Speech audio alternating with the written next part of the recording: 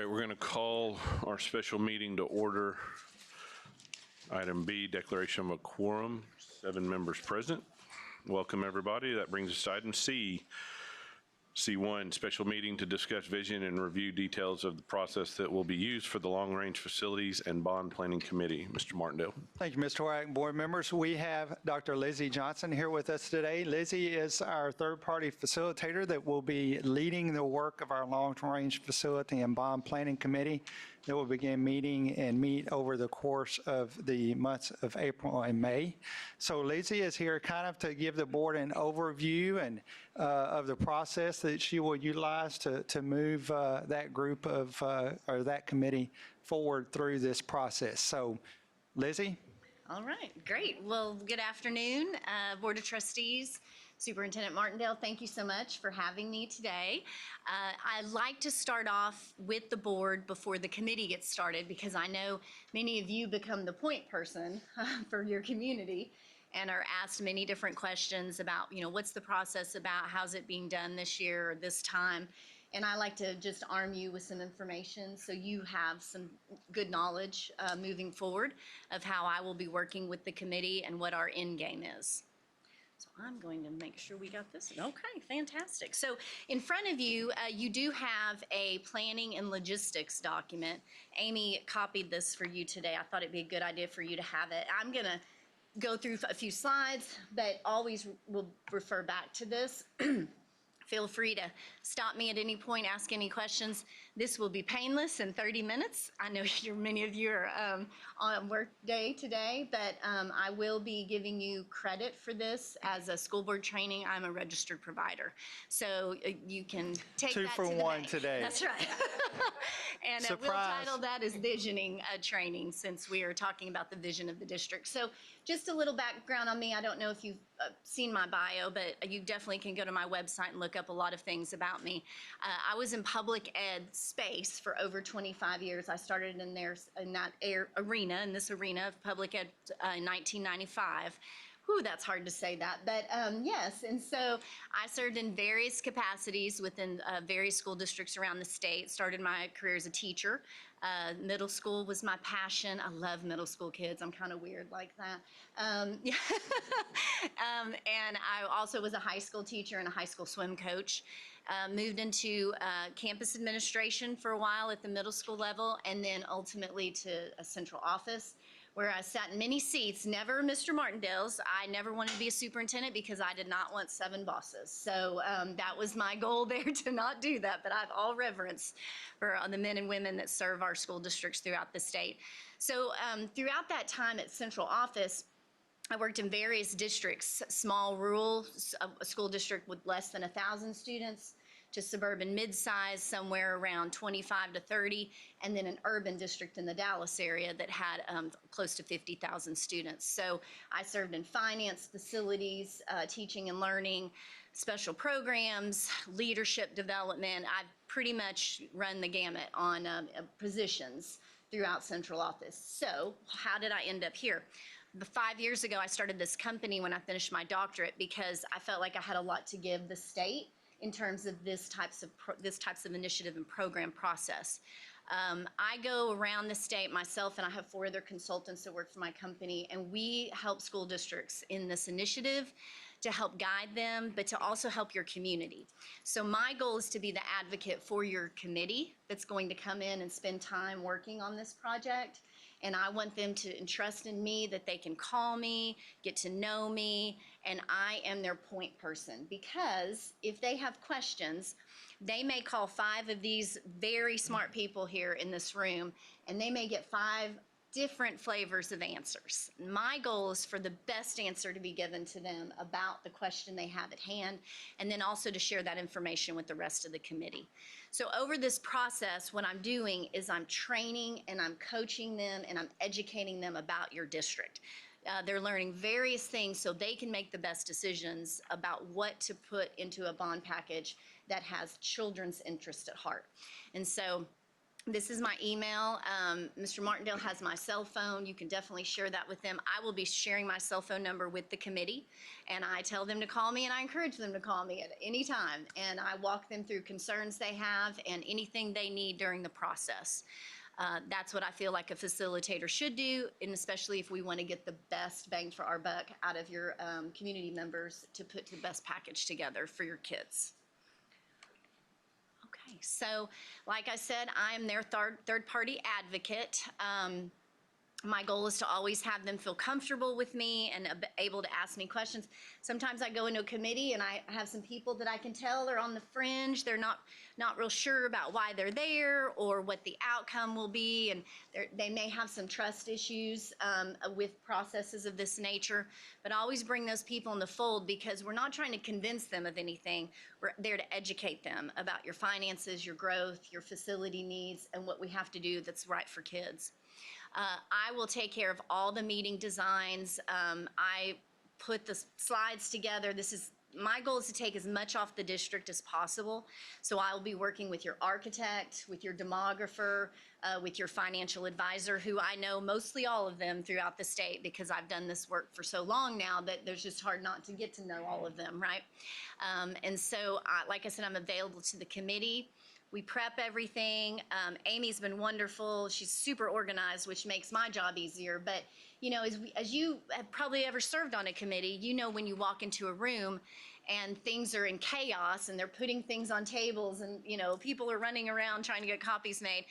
I don't feel that's going to happen here. I know they're going to walk in this room, everything's going to be prepared, ready to go, and we're going to honor their time.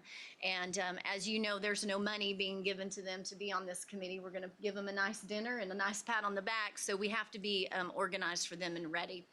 And then we will have a table facilitator at every table that works with the committees. This is a non-voting member of the committee, and there will be someone that's in a campus leadership role or some type of role in that capacity.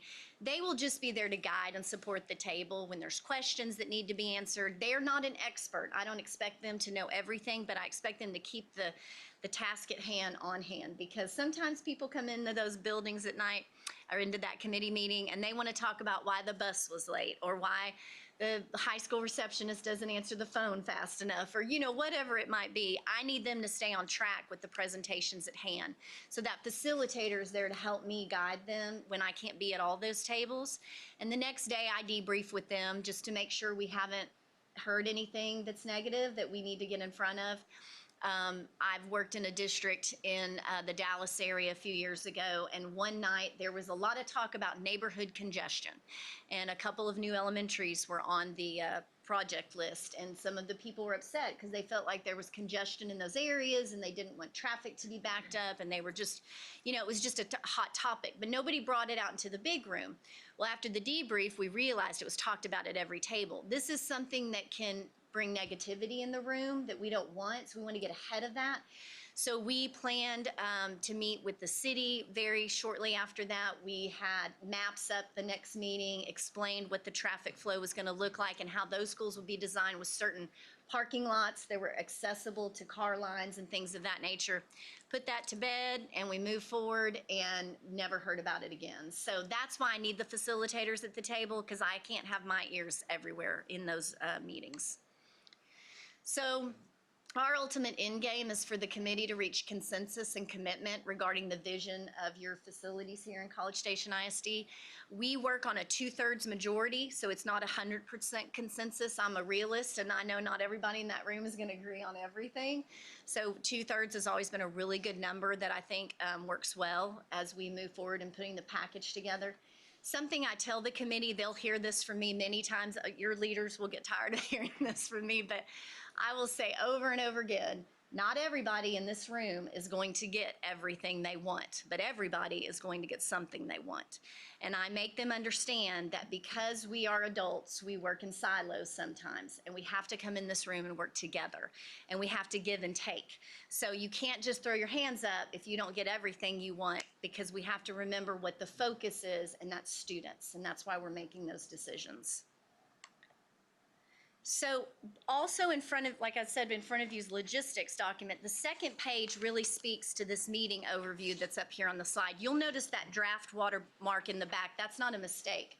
I always say our meeting agendas are drafts because I may get in with your committee and realize there's some separate things they need that another district didn't need. So this is very prescriptive to CSISD.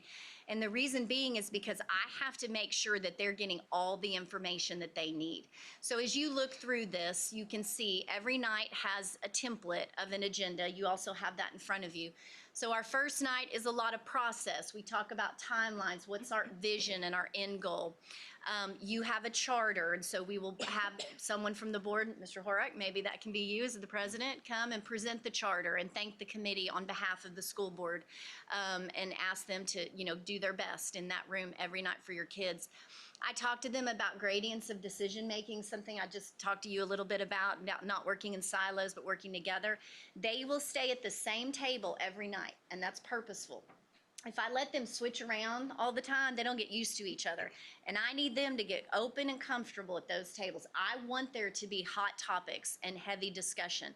I don't want anybody to walk into this room and think something is already prepared and all we're doing is rubber stamping it. That is not how I work with committees. So I need them to feel like they can come in and have some, some open discussion and transparent discussion with each other. Plus, I'm not sure if Mr. Martindale has told you this, but we will have students on this committee and they will have one at every table. Those are your clients. Those high school kids need to be in that room, really, because they've been in those buildings and they're great sources of information. And so we utilize them as well. And I find that adults act better when students are in the room. I mean, that's just the norm for me. So we'll talk about the projects since your prior bond and give them some updates on those.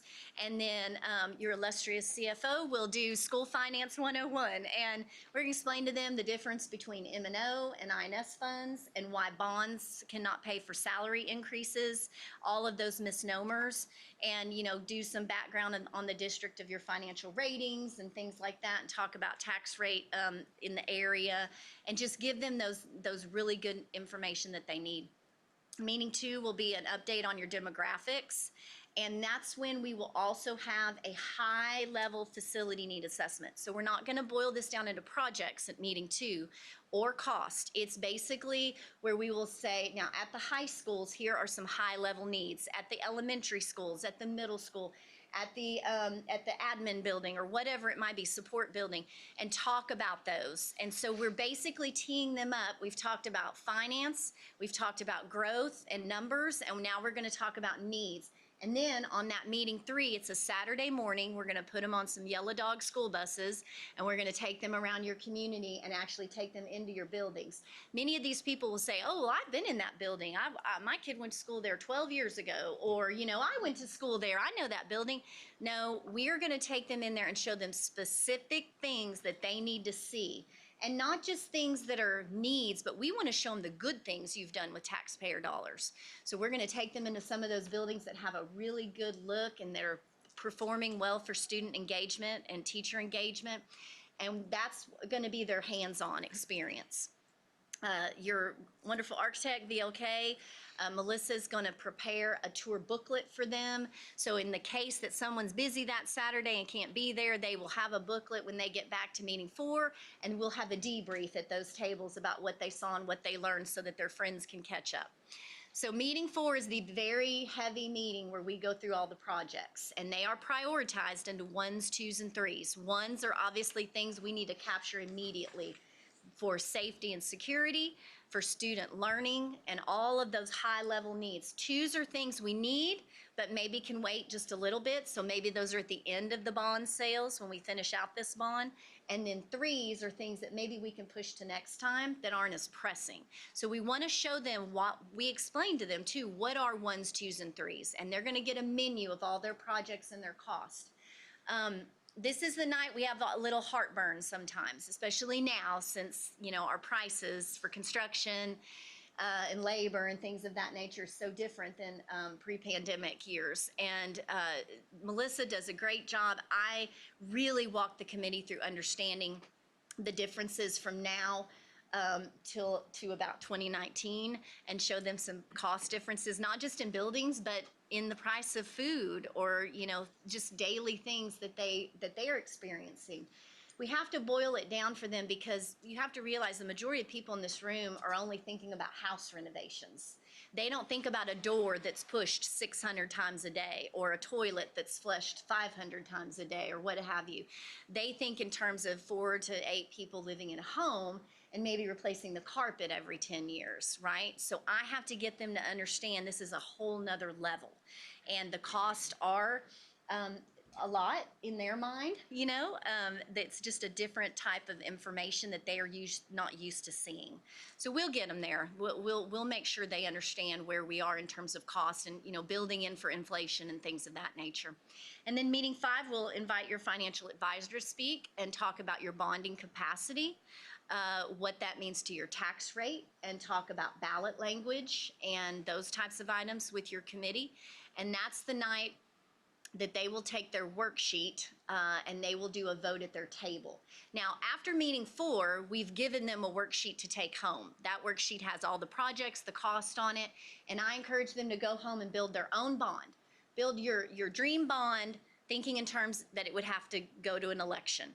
So we don't give them a budget yet, because the minute you give them numbers, that's all they focus on. They don't focus on all the things you told them in the past 4 meetings.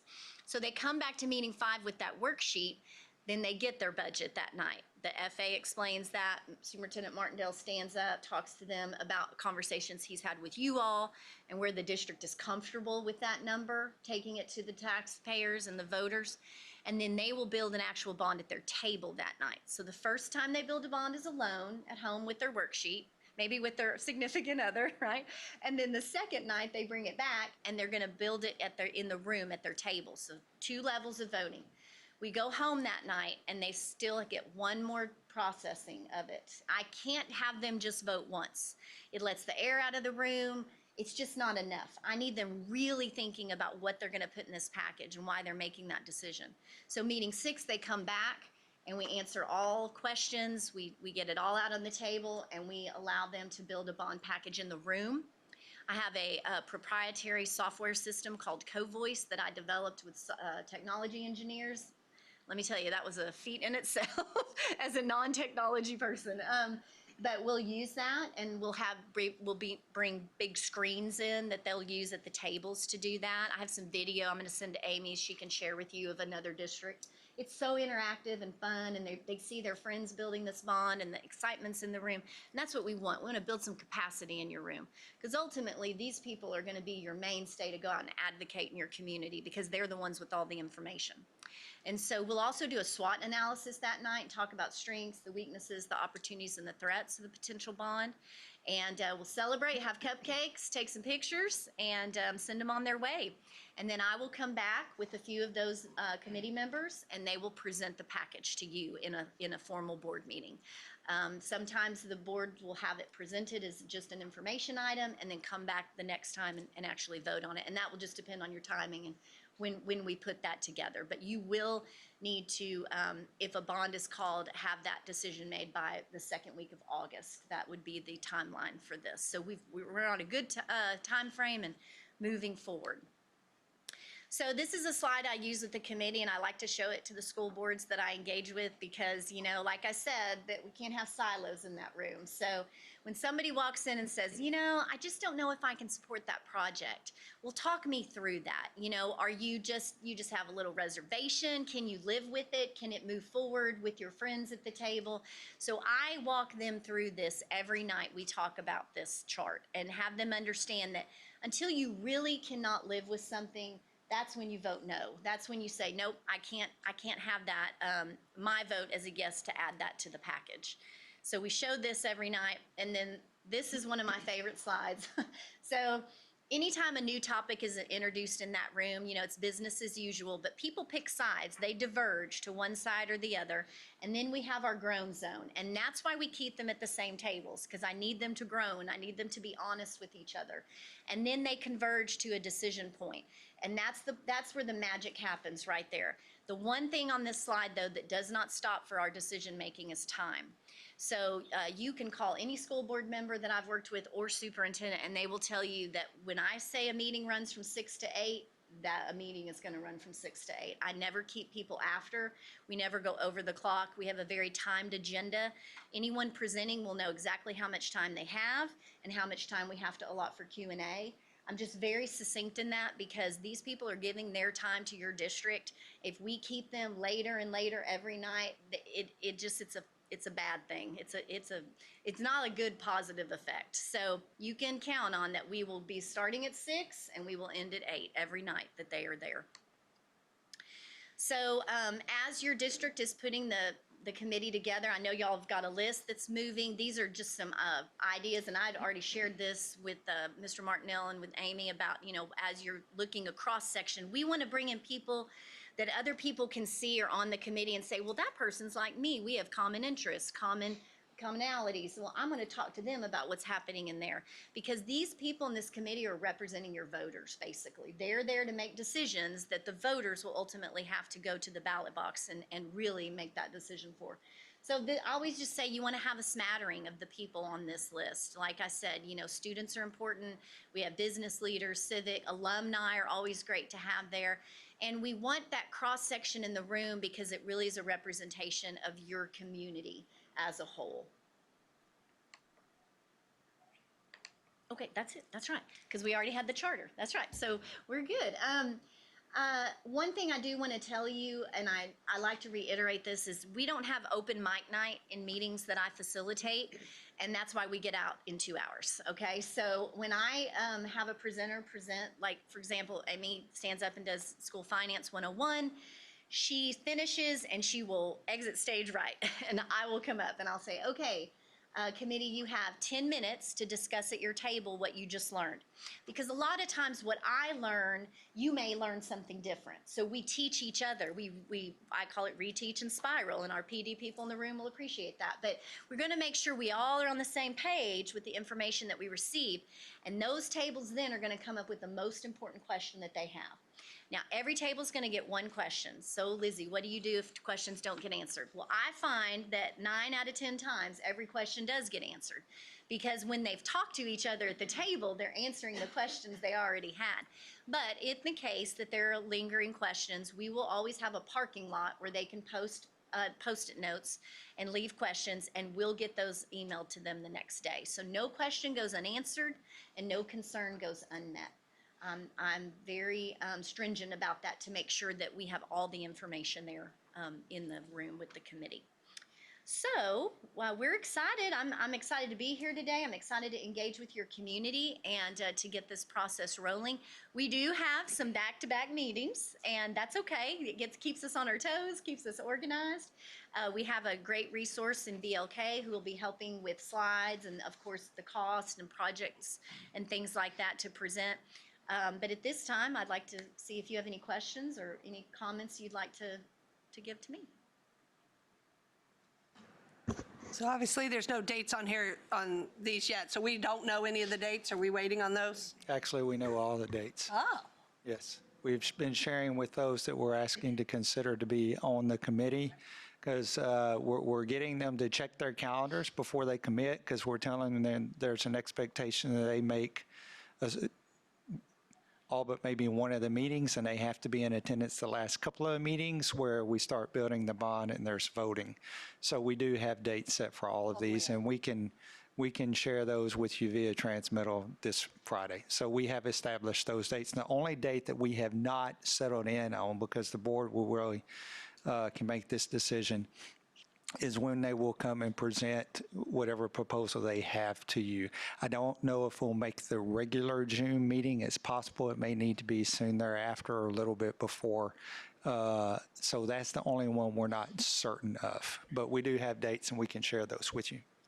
Great. So we do have, if you're interested, the first meeting is April 4th. Okay. And the last one is May 8th. So that kind of gives you a perspective on how fast they move.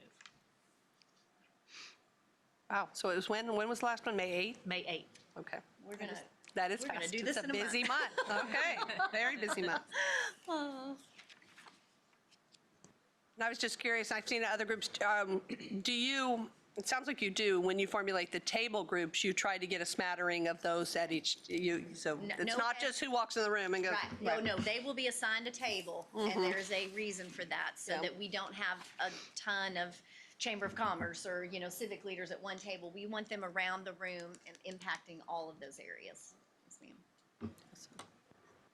And we are currently, Lizzie, we're tracking 6 tables of 8 is where we're tracking at the moment. So if you hear from some of your folks, we've began contacting, we have a much longer list than 48 people, but some that we contact probably will decline or won't be able to do it. So then we'll move to some other folks that were on the list.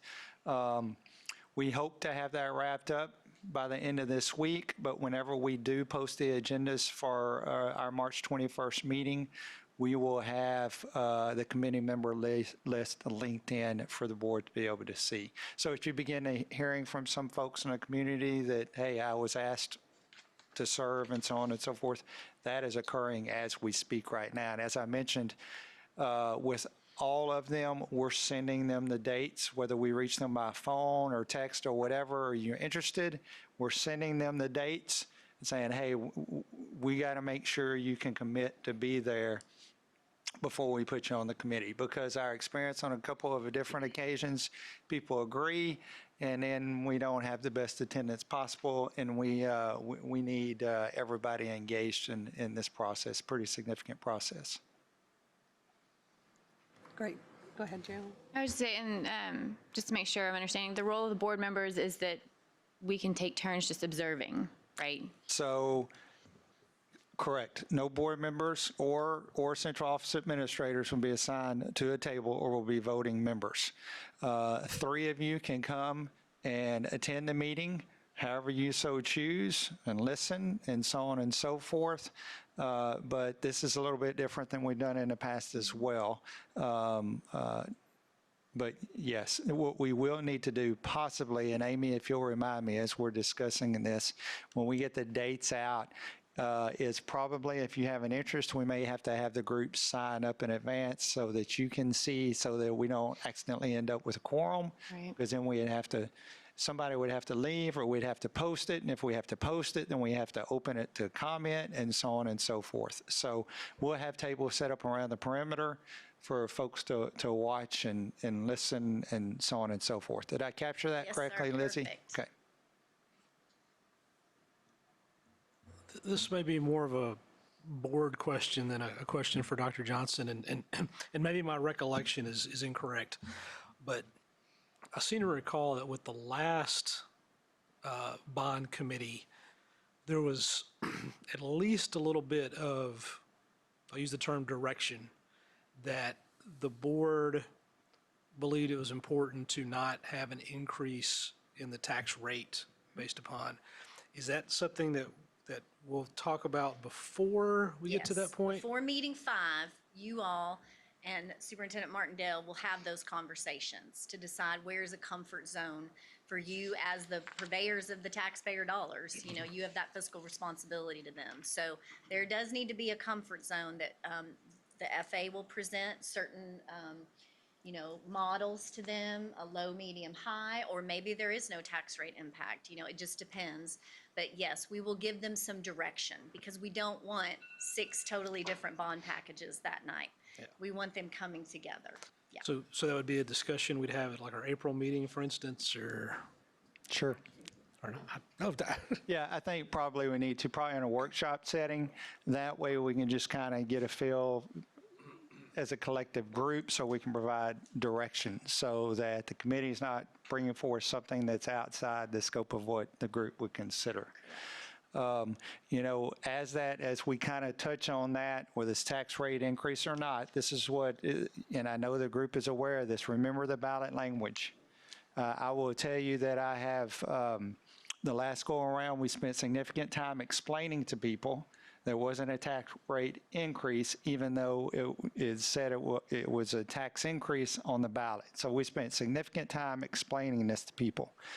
And if that's the direction we go, so be it. I've seen districts also, I'm not advocating one way or the other. I'm simply telling you various strategies that I've seen folks use, that I have seen some districts yield to the smallest of increases simply not to try to have to explain to people that it's not a tax rate increase. And that way you can say, yes, it is, by a 1/10 of a cent or something of that nature. So I've seen those various strategies throughout the state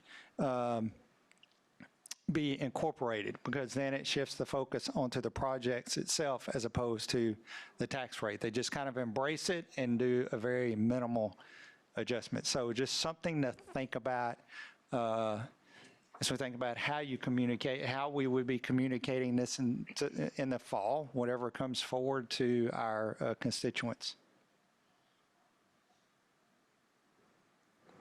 One quick swing back to this committee, since it's been sitting in front of me here. Do we feel like we've had good representation from all these types of folks? The initial list that we've started with, yes. And I have to tip my hat to Mr. Glenn Winkle, a couple other folks in this room, Dr. Perry, Ms. Strauss. They spent a significant amount of time on this while I was away. So kudos, that's the whole secret of having a strong team. But the original list of 48, yes, is representative of what you see there. And when we've had a few decline, then we go try to look for someone similar role and responsibility. And we also obviously are cognizant of geography as well. So I have one question as we thought through this. We haven't talked about, at what point do we educate the committee on the different propositions? Because, you know, they could, not knowing it, they could be looking at building one that has a proposition that's very, very small. Sure. And is it worth it? Sure. So I didn't know if that was the finance meeting, the financial advisor meeting, or the finance meeting. So this committee is charged with putting a bond package together to present to you for, recommendation. They are not charged to separate the propositions. That is something you all will do with your bond counsel and as a group. So I make them known to understand that their role is not to do that. But in meeting 5, when the FA comes to present, they will go over that with them, how now we do have, in the past we could have one big proposition, and now we have to separate certain things. So they'll be educated to that, but also they will understand that that is not their charge.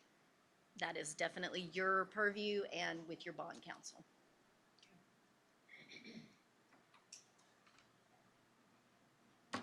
Who's our bond counsel?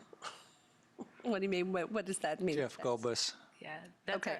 the attorney that helps So we us. mean the attorney when you say Yes, counsel? yes. Just- Counsel I didn't know if that- it was like yeah. a group, okay. Counsel to make sure we use the right words on the proposition and that how we package things are legal and so on and so forth. And the counsel we have has been with us for some time. Anything else? I would like to say one closing remark. There will be at the end of the meeting a slide that I use every time, and it's a slide with tons of pictures of your kids and your teachers and your staff. And I remind the committee that everything that happens in that room can't stay in that room. So there is no secret to what we do in that room. I need them to go out and talk about this with their neighbors, their church family, their Rotary, their community, because if they don't, someone in your community is going to make up a story about what we're doing in that room. And that's human nature. That's not College Station ISD, okay? That's just anywhere in this state. So I really get them to understand that we're building a story in that room, and they have to go out and tell the story. I can't be the only one that talks about it, and neither can you all. So it's very apparent that they need to know there's no secrets happening in there. Everything we talk to them about, they can go share with anyone else.